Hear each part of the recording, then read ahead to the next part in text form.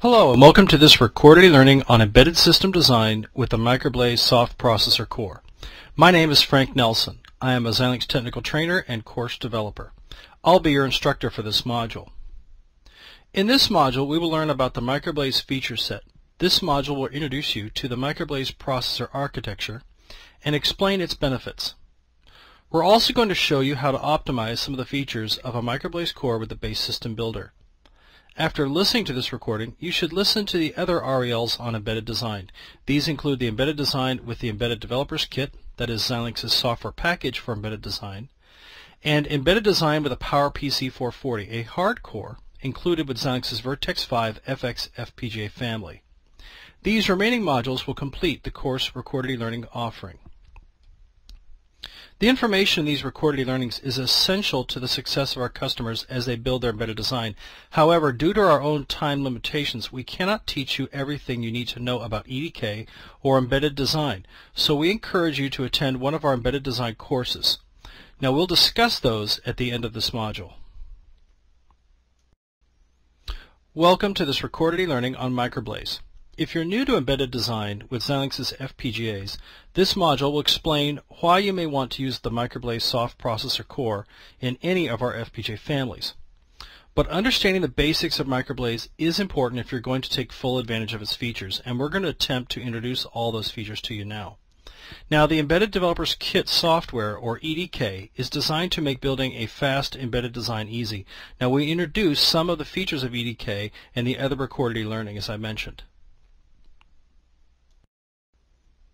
After completing this module, you'll be able to explain some of the benefits of the MicroBlaze processor core, explain how the utilities included with the Embedded Developers Kit are optimized for MicroBlaze, and hopefully make designing a MicroBlaze system easier.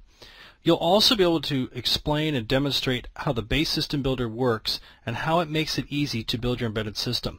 Now, as I mentioned, we're going to be able to cover a lot of the base system builder here and its functionality for MicroBlaze, but we couldn't cover everything.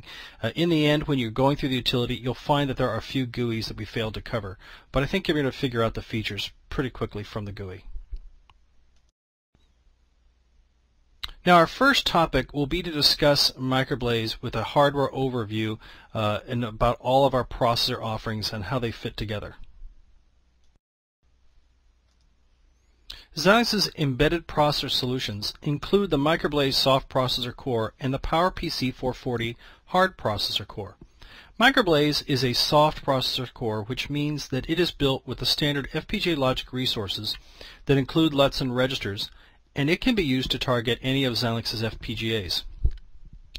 MicroBlaze is a 32-bit RISC processor that can obtain performance over 300 MHz in the newest devices, but this will depend on the device family and the speed grade you choose. The PowerPC 440 is available from the Xilinx Vertex 5 FX family and is dedicated in silicon.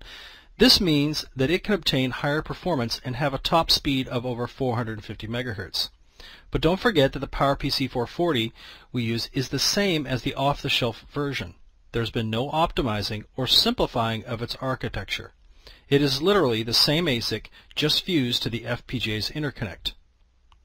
Both of these processors use the PLB V46 bus standard, and EDK includes IP that is optimized for this bus standard. This means that any IP optimized for the PowerPC 440 can also be used in a MicroBlaze system, and vice versa. There are several embedded development kits available from a few different manufacturers. Each has its own unique components added to make prototyping fast and easy, and there are a number of different FPGAs to choose from. There are also some that are very inexpensive, as well as some that are pretty expensive and have a lot of features. You can find out more about the available development kits on Xilinx's website at http://www.support.xilinx.com. As I mentioned, MicroBlaze allows designers to target all Xilinx FPGAs. These include the low-cost Spartan device families as well as the high-speed Vertex families. So the user is left with a great deal of flexibility to choose a device that meets their cost and performance needs. All of these processor solutions are supported with EDK and include optimized peripherals that will save customers from having to build them from scratch.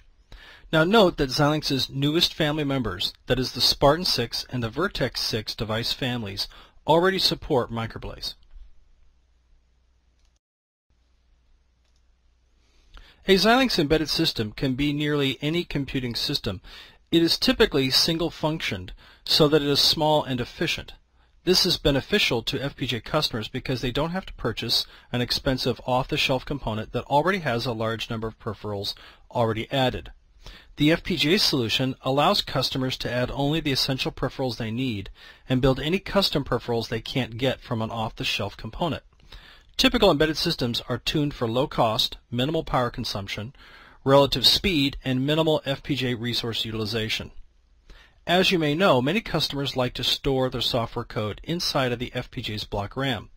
The caveat to this, however, is that there is a limited number of block RAMs inside the FPGA, but this will simply depend on the device family and the density of the device you've chosen to purchase.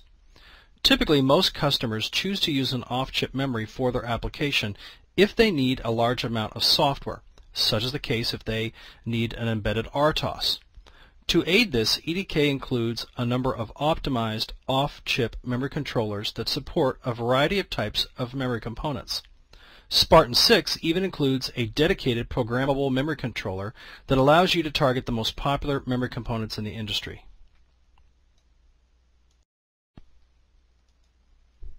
This is a typical embedded system targeting MicroBlaze. MicroBlaze supports two bus standards, the PLB V46 and the Xilinx Local Memory Bus Standard, or LMB. The local memory bus is designed to interface only to local FPGA block RAMs that are included in the FPGA.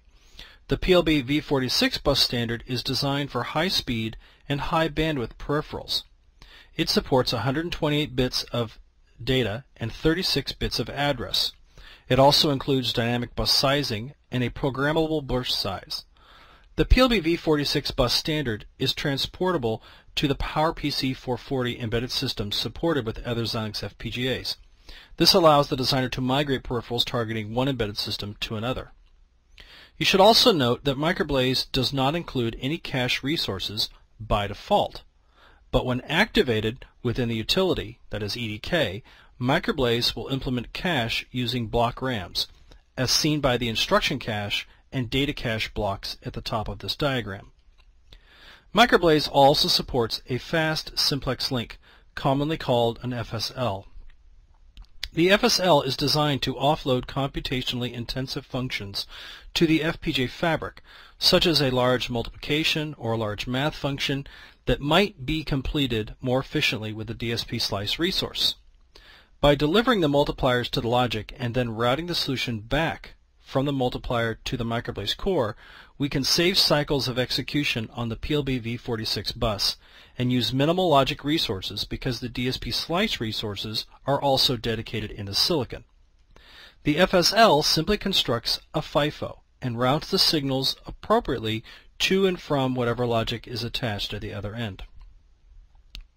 The MicroBlaze processor also includes a tightly coupled off-chip flash SRAM memory controller interface to provide high-speed, low-latency access called a cache link. The cache link interface implements the cache function without tying up the PLB V46 bus. This is similar to the fast Simplex link structure. This diagram also shows a pretty typical application in which a designer decided to offload some parts of the embedded system to a MicroBlaze processor. In this case, a PowerPC 440 system has its own PLB V46 master bus and also has a shared slave bus that is also connected to a MicroBlaze core. This is done so that the less time-intensive functions can be offloaded to a separate processor. In this example, that's the MicroBlaze processor. The memory controller can be customized to support ZBT, double data rate, and other memory component standards. This, like any other peripheral, can be customized to the memory component with the EDK software, or in the case that we'll look at, the base system builder. Often customers will ask how fast that system can run. That will depend on the processor and the number of peripherals on each bus. Specifically, how many LUTs and registers are required for each peripheral on each bus, will determine how fast each bus will run. In this case, the entire system, except for the PowerPC 440 core, is going to be built with standard FPGA resources, that's LUTs and registers. So the speed will depend on the size of the entire FPGA design and the ability of the implementation tools to place and route the design optimally.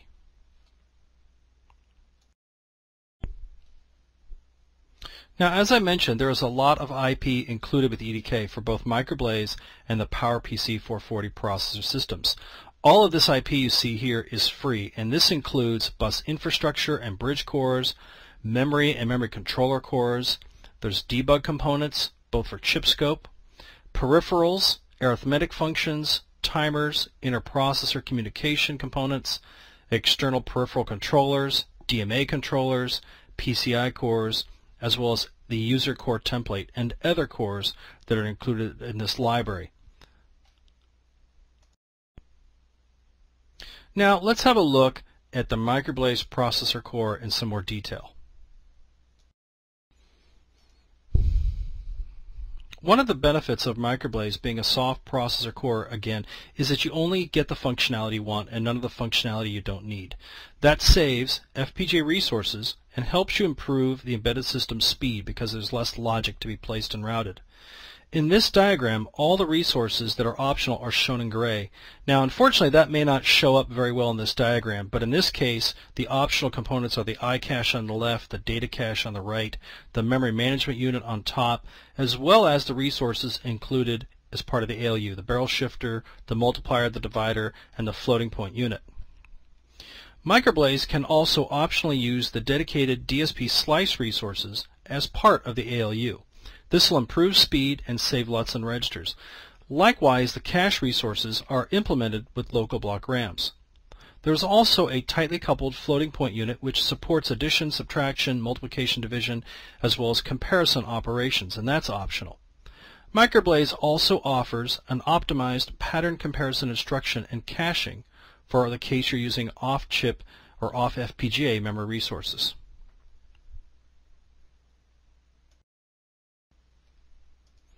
MicroBlaze is a soft RISC processor core that uses a 32-bit address and data bus architecture. It has a 32-bit instruction word with 3 operands and 2 addressing modes. Each of the 32 registers is 32 bits wide. It has a programmable pipeline stage with a choice of 3 or 5 stages. The 3-stage configuration is accomplished with the area optimization setting.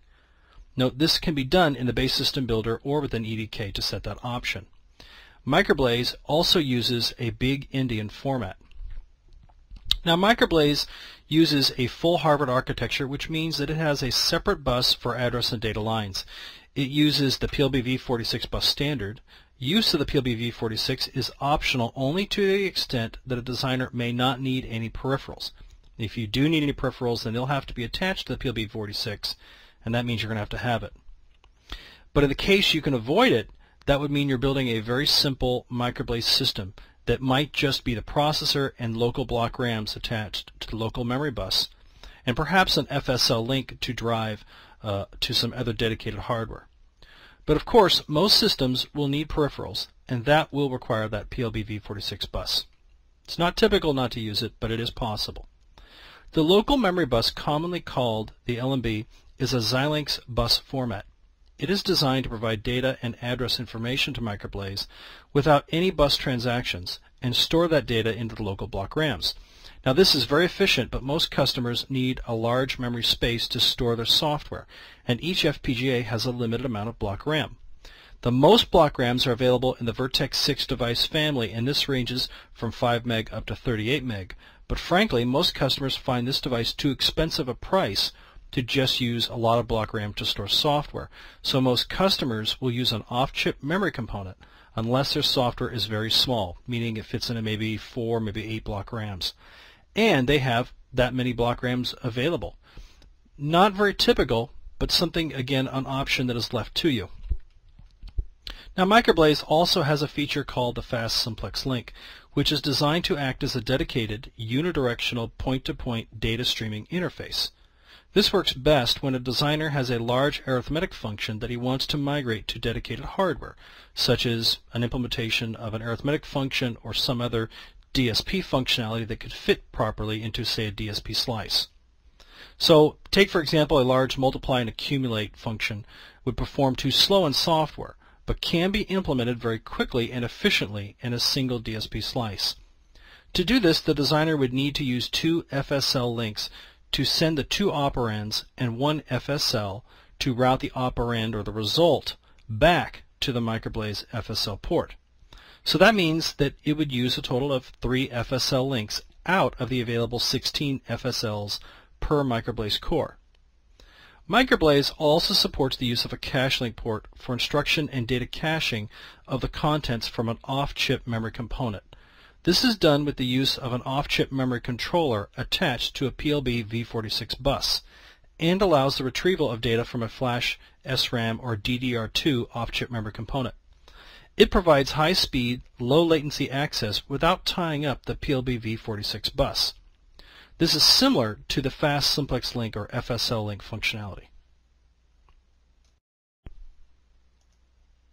MicroBlaze has an ALU that can be optimized to use the dedicated DSP slice in its construction.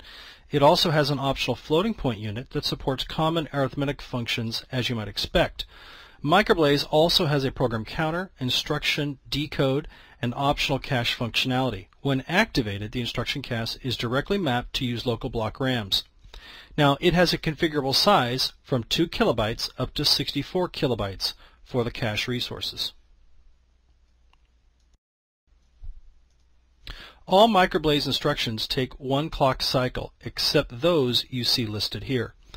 As I mentioned earlier, MicroBlaze performance will depend on the number and size of your embedded system, that is the number of peripherals, since the processor bus and all peripherals will be attached to a single clock domain. The performance shown here in the middle of the slide is for the fastest speed grade available with the 5-stage performance setting, that is, made for the MicroBlaze core. Top speed is just over 300 MHz on a Vertex 6 device. Now note, this speed was determined for a small system with just a few general-purpose peripherals. For some applications, this might be typical, but for others it is not. But keep in mind, if you add more peripherals or you have planned to build a large custom peripheral, then this will affect your system speed and you probably won't be able to attain peak performance. Likewise, when you choose to have MicroBlaze optimized for area, the size of the core gets much smaller, seen here at the bottom of the slide. In this case, the core has been optimized for minimal resources, and we can see that its size is about 1/3 smaller than when the core has been speed optimized. Likewise, it is safe to assume that your performance will not be as fast as a speed optimized version, of course. So, which optimization setting is right for you?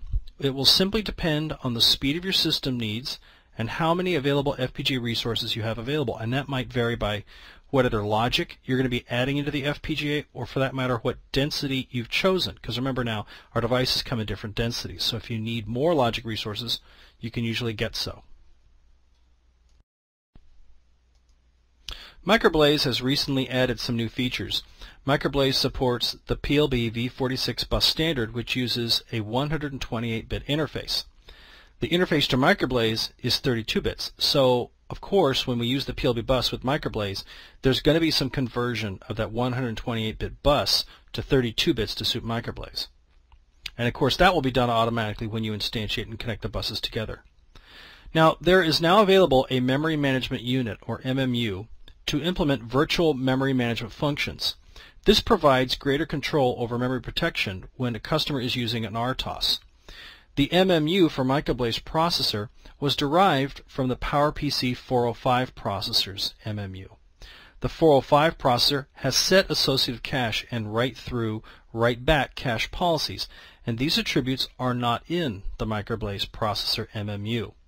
The MicroBlaze MMU helps those requiring operating systems that need an MMU, such as a customer who might be using Linux or Wind River real-time operating system.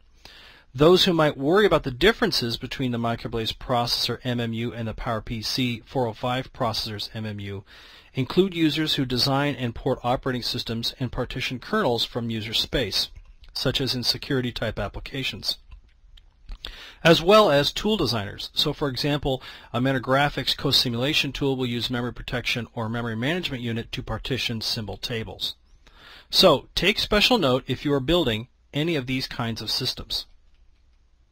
There is also support for floating point integer conversion and floating point square root instructions. This speeds up some floating point conversion functions. As you probably already know, bus masters have the ability to initiate a transaction and effectively can take control of a bus. Slaves only respond to a master bus request.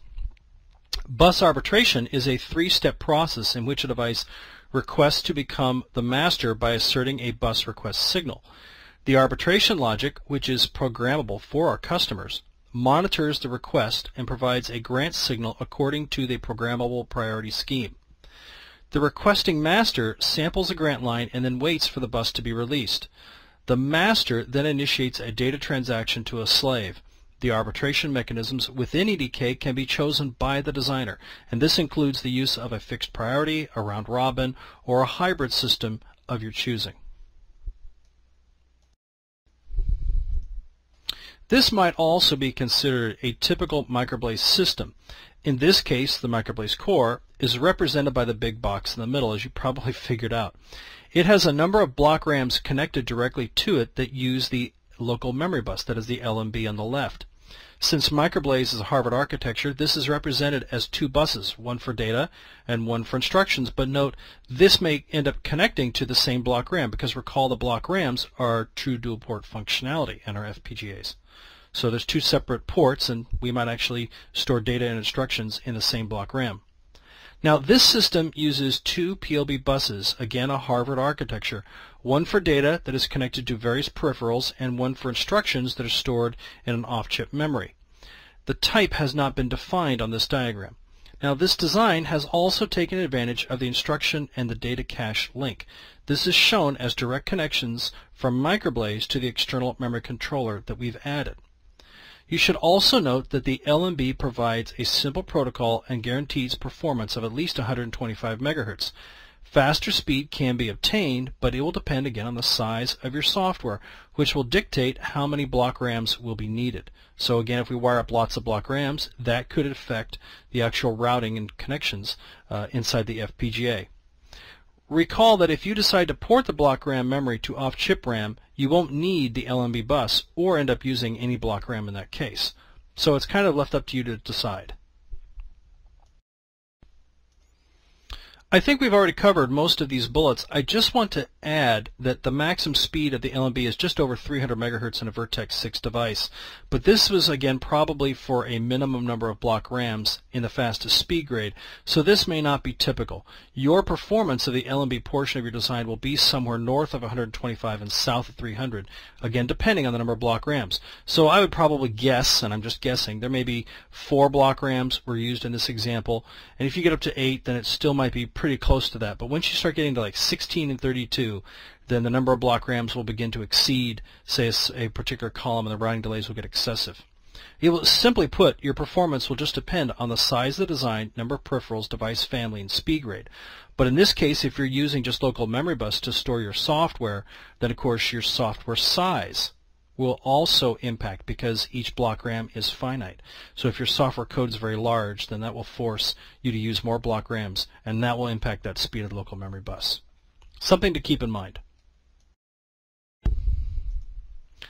I just want to cover a couple of the design considerations you must remember. First of all, MicroBlaze works in systems that support a single clock domain for peripherals, the processor, and the bus. The PowerPC 440, as well as the PowerPC 405, if you've used that before, support multiple clock domains, but MicroBlaze does not. This will require the use of global timing constraints on the processor's clock, which will be done automatically when you use the Base System Builder utility. This will ensure system timing. It's not difficult and can be done manually by editing the UCF file made by the Base System Builder. We'll talk a little bit more about this a little bit later on when we get to the Base System Builder. One of the nicest things that the BSB utility does for you is not only make this timing constraint, but it instantiates the clock generation circuitry for your embedded system. This would normally require instantiation and understanding of the FPGA's clock generation PLLs. So it really does a nice job of saving you from doing a big chunk of work. Now, this slide summarizes all the bus standards that the PowerPC 440 and MicroBlaze support. Now, I know to this point we've only been talking about MicroBlaze, so you really only need to focus on the leftmost column and the rightmost column, which includes the PLB V46 and the LMB. The two in the middle you don't care about. The only thing I wanted to point out to you that I have not already is that the PLB V46 supports up to 16 masters and up to 8 slaves. This is not typical for MicroBlaze systems. Most customers building a MicroBlaze system are building a smaller system.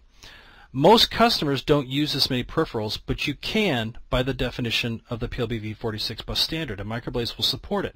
It will just run a little slower. You should also note that the PLB V46 bus is large. No matter if you're using MicroBlaze or the PowerPC 440, it contains over 150 signals. So that means a big chunk of logic. That means if you have a small system, you would probably save a ton of FPGA resources if you can simplify your system to use block RAMs in the FSL link. So just think about your system, and if it's already small, try to get smaller. And if you can get away from any peripherals, then get away from it. But most customers would say, I've got to have these peripherals. In such case, boom, you got to use the PLB V46, and you're going to suck up some FPGA resources for its construction. Now, I mention this not because it's convenient, but because FPGA designers always ask me how to get more out of their FPGA design, how to fit more logic into the FPGA, and how do I build the fastest embedded design. So recall that each MicroBlaze core supports up to 16 fast Simplex links, and that's what we've kind of shown over here in the left-hand side of this diagram. That means that there are 16 access ports. So now the next slide we'll get a little more detail about the FSL. The FSL is a unidirectional point-to-point communication link that is basically a FIFO. Data goes out of the MicroBlaze, drives to some dedicated hardware in the FPGA, gets processed, and then the answer gets sent back to MicroBlaze or from off-chip. Don't forget that the advantage here is that the FSLs are non-arbitrated, so it's like a bonus way to generate results without having to slow the PLB bus down. It also can use dedicated C or assembly code. To add an FSL link, the user needs to simply build an optimized core from the library of peripherals. It's pretty easy. And as an FYI, we complete a lab using the FSL link in the Advanced Embedded System Design course. So just a little note there. Now, just a note about the FSL, a quick summary before we get to a little quiz we're going to give you on the next slide. It's simple, fast, easy to use, has a very good clock speed that's not slowed down by any new hardware you add, and of course it's separate from the PLB bus. The FSL is faster than the bus interface, saving clock cycles on the PLB bus. There's no arbitration, address decode, no acknowledge cycles that are required, and it decouples the data clock from the CPU, allowing for asynchronous operation. And since it uses block RAMs in its implementation to build a FIFO, it uses minimal FPGA fabric as overhead. And again, we have up to 16 FSL channels. Now, let's talk about the way customers will use the base system builder to target MicroBlaze, and we'll show you a little bit about how the base system builder is optimized for MicroBlaze designers. Well, when starting a processor design, the BSB is really the first place to go. There are several evaluation and demo boards with Xilinx FPGAs to choose from, and the base system builder is really optimized for each one. Many are made by Xilinx. These are usually have the most features, target the largest devices, and are the most expensive, but most are made by Xilinx partners shown here, including Avnet, New Horizons, Digilent. Now, we provide detailed information about each of the available boards on our website. Each board may have different components that you may need, as well as support a Vertex or a Spartan device family. Now, this will directly affect the cost of the board, not only the component, but what other accessories are attached to that board. On this slide, we see some of the more popular demo boards, the ML507 that supports Vertex 5, the 1600E, which supports Spartan 3. Well, that's maybe not the most popular. And one of the newest boards, the Spartan 605 or SP605 board. As you may or may not know, the base system builder is designed to make building an initial project quick and easy. It simply allows you to select the demo board of your choosing and quickly build an embedded system through a series of GUIs. The BSB is designed to work with all the currently available demo boards. If your tools do not support the board you want, make sure you download the necessary board information from our website. Not all the board information is available at the time of the software release because not all the boards are made by the time the software is released. As you can see, creating a project is very easy. You can select File, New Project, and then choose to use the BSB utility or to create a starting project. Remember that the BSB allows the user to create a design targeted for a specific demo board. The blank Project button is used when a customer wants to create a design from scratch and is not planning on using any particular demo board at that time. When you select to create a new design with the BSB, you'll be asked a series of questions such as what demo board, what microprocessor, whether that's MicroBlaze or the 440, how do you want to configure the processor, in other words, what options do you want. This is of course especially important with MicroBlaze because this will greatly affect the speed and the size of the core. Also, what I/O interfaces you're going to use. Recall that each demo board is already made and has a number of I/O interfaces for the necessary extra components that have been added to the board. What peripherals do you need? All of this is going to be important. Now this is possible, of course, because the board's already been made. So if there's an SDRAM in the board, it will make sense to make it easier for you to add that SDRAM controller that's already attached to the physical pins that the SDRAM memory is attached to. So it really takes a lot of the decisions that have already been made about the board and makes it easy. Now, after you have answered all these questions, the Base System Builder will make your MHS file, which is going to be your hardware description file. So this is your entire hardware design in a simple single text file. This is what is changed by EDK when you modify your hardware design. All of your peripherals and their chosen options are also stored in this single file. I mention this because the MHS is user editable, although it's not necessarily recommended for that use. But you should still crack it open and have a look at its contents, because if you're going to modify a parameter setting, you may decide later on you don't want to get in the habit of going back and forth to the GUIs. You may just want to open the file, make the change, and then run through PlatGen. Now, the BSB will also create a test app file, which contains a simple C source code to test your hardware and is ready for download. The BSB will also generate a UCF file, which contains the final pin assignments and your pin attributes for your demo board. It is a standard file used in all FPGA designs. Like the MHS, I encourage designers to open this file as well as review its contents. Like the MHS, it is user editable, but is easier to change by using the Xilinx Constraints Editor as part of the ISC tools. The UCF file also contains your design's timing constraints. These are used to communicate to the implementation tools how fast you want the parts of the design to operate, or how fast you want each clock domain to operate. And recall, when you use the Base System Builder, it'll also write a global timing constraint based on how fast you want the MicroBlaze core to operate. So when you build your MicroBlaze design, crack it open and see that the timing parameter you set within the Base System Builder GUI is passed on to the UCF file. Now, as you can see from the lower screenshot, you can also specify a peripheral repository directory. This is useful if you have built a library of custom peripherals that you may want to add to the design later. Many of our customers manage their custom IP in just this way. So as I mentioned, after you've chosen your board, and you'll have to go to the website, look at the documentation, look at the features, look at the prices, look at the devices that are available for each demo board, make sure you got the right speed grade. The next step in the Base System Builder is to select the demo board from the GUI. This GUI will quickly allow you to learn more about all the available demo boards, since all the technical information for each is already installed. And as I mentioned, if your tools don't have all the BSB information, then you can upload those from our website.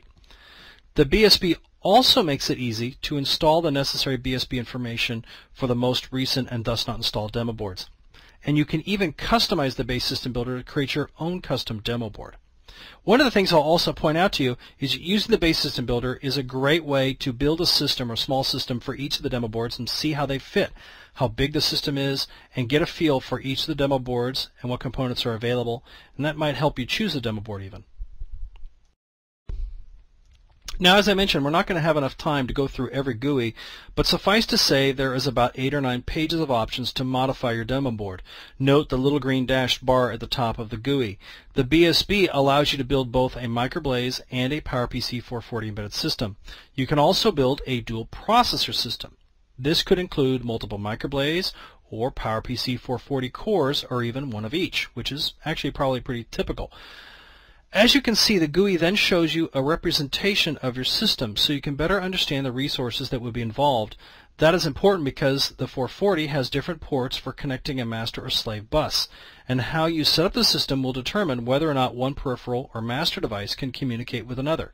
So the implication is that your system would be significantly larger. Also keep in mind that the ability to use the 440 processor is still dependent on you using a demo board that has a Vertex 5 FX FPGA on that board.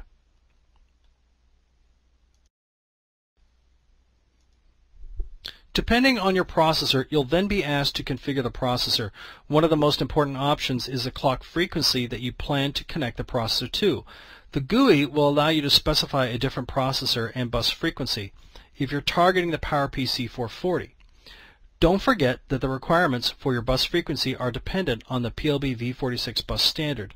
So generally, most integer relationships between the frequencies are supported, generally 1 to 4, where the highest frequency is connected to the processor, that is the 440 in this case, as seen in this GUI shot. But if you're going with MicroBlaze, it's required that the processor bus and the peripherals all be connected to a single clock. So what this GUI will do is not only connect the system to a single clock, it will also write a global timing constraint on the clock signal to the UCF. That will guide the implementation tools to manipulate the place and route solution so the system can meet your timing needs. But the real question again is how fast the MicroBlaze system will run. And again, the answer will depend on size of the peripherals, the bus options, the size of the processor. Recall that each family has a different performance. However, to get peak performance, most designers are only adding a couple of peripherals. If your system is like that, then top speed should not be difficult, but unfortunately you won't know until you build the system and go through place and route. But again, one of the key benefits here is that building a typical system and hardware can be built in under 30 minutes when you use the base system builder. So if you're trying to estimate the speed of the system, you know what, you can kind of do that pretty quickly. Lastly, note the debug interface option. This allows you to insert access to your embedded system through your FPGA's JTAG chain, which is recommended for the PowerPC 440. This is done with the addition of a simple component in the MHS file. For the MicroBlaze processor, a MicroBlaze debug or MDM debug peripheral will be included and hooked to the FPGA's internal boundary scan component for visibility on the FPGA JTAG pins, which is necessary if a customer is planning on doing software debugging. So assert it and have a look at the MHS and see the component added, and then maybe go into the documentation and learn a bit more about that component. Now, to configure I/O interfaces, the GUI allows you to add the peripherals to interface to the various components your demo board has. So for example, if you have a series of push buttons or LEDs, you'll have the option to add a general purpose I/O peripheral that will be attached to your PLB bus. In this case, only the peripherals that are available for this demo board are available in the left-hand column. To add a peripheral or external memory controller, simply drag it from the left-hand column to the right-hand column. To modify the core's parameters, you can simply double-click it after it's been added to your system. Note that not all of the I/O interfaces are required for you to use.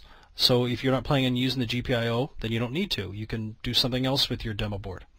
Likewise, internal peripherals, that is those that don't connect to the I/O pins, can be added to any design, and there's a number of those from within the library. Most peripherals support the use of interrupts, and EDK supports you adding a custom interrupt controller. And in fact, we do a lab on that as part of our embedded system design course, the first embedded design course.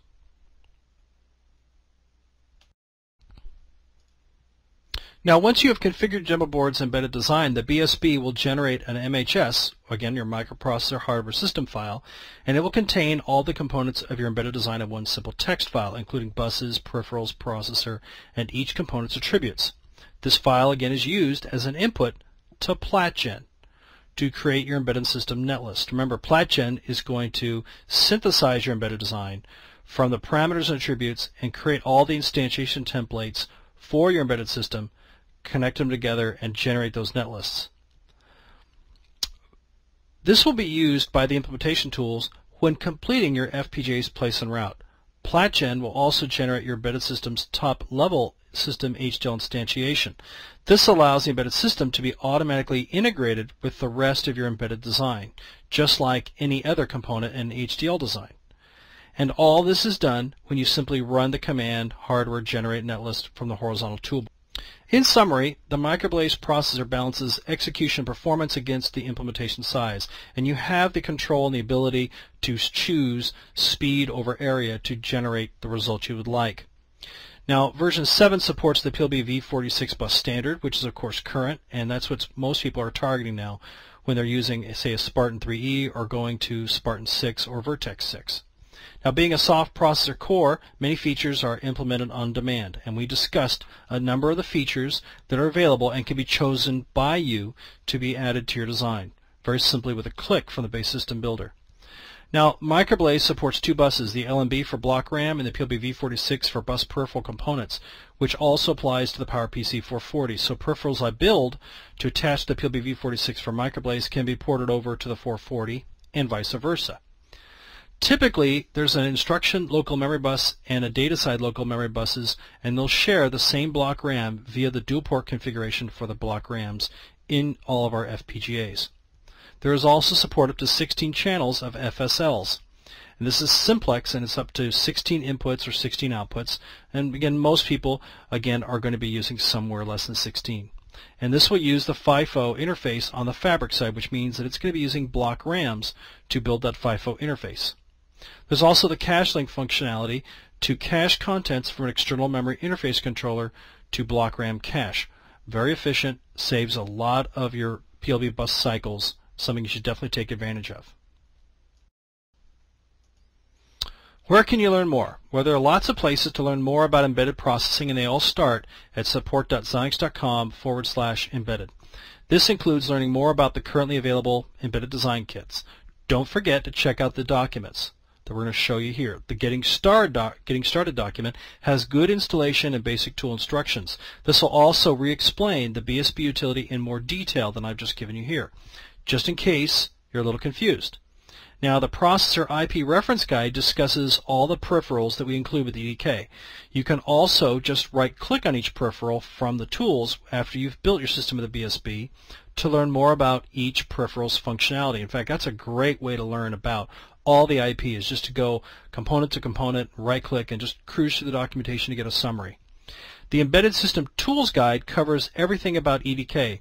The driver's document goes hand in hand with the IP guide to explain all the software functionality we include for each peripheral. This is the most commonly used document by software developers, so make sure your software coworker who's doing the software development knows how to use EDK well enough to find that documentation. Note that we didn't go into really any detail into the EDK software except for the base system builder utility. We simply did not have enough time. But if you have questions about the architecture, check out the reference guides for both MicroBlaze and the PowerPC 440. Now, don't forget that there is an EDK online documentation page that is accessible directly from the EDK software. Again, once you open EDK, you go to the Help menu on the horizontal toolbar at the top, and then you go to the command Help EDK Online Documentation, just like you'd imagine. In general, all the EDK documentation and application notes are at the EDK homepage, and in fact, by going to the Help from EDK, you get directly tied into the website. Where else can you learn more? Well, I'm glad you asked. That's the business I'm in, which is training course content. So we offer currently 3 embedded design courses. The first one is the Embedded Systems Development course, which goes through hardware and software flows. It's really targeted to hardware engineers. We spend the first day on hardware, second day more on software. We found lots of customers are doing, the same engineers are doing both hardware and software development, and we do find lots of cases where customers are segmenting the work between hardware and software engineers. So, a lot of customers who are into segmenting their work between hardware and software developers, we built the Embedded Systems Software Development course just for that purpose. This is really targeted for customers who really want to learn all the ins and outs of SDK for software development. That's our second course here, and that would be one that's really more for software developers. The last course you see at the bottom, the Advanced Embedded Systems Development course, really goes into some of the other features, such as use of chip scope, using an off-chip flash memory component, etc. And those features tend to be more hardware-centric, and we have a lot of customers who like to go through that course as well because they're right away planning on using chip scope.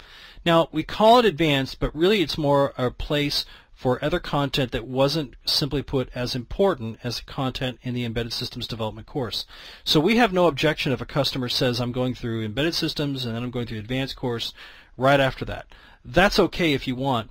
If you have a great deal of experience with EDK already, then you may not choose to go through the first course and jump right into the advanced course. But in general, I've never had a customer tell me that going through the courses every 3 or 4 years is a waste of their time. These tools change a lot, the FPGAs change a lot every 3-4 years, and the functionality changes quite often. So keep that in mind. So we hope to see you in a course very, very soon.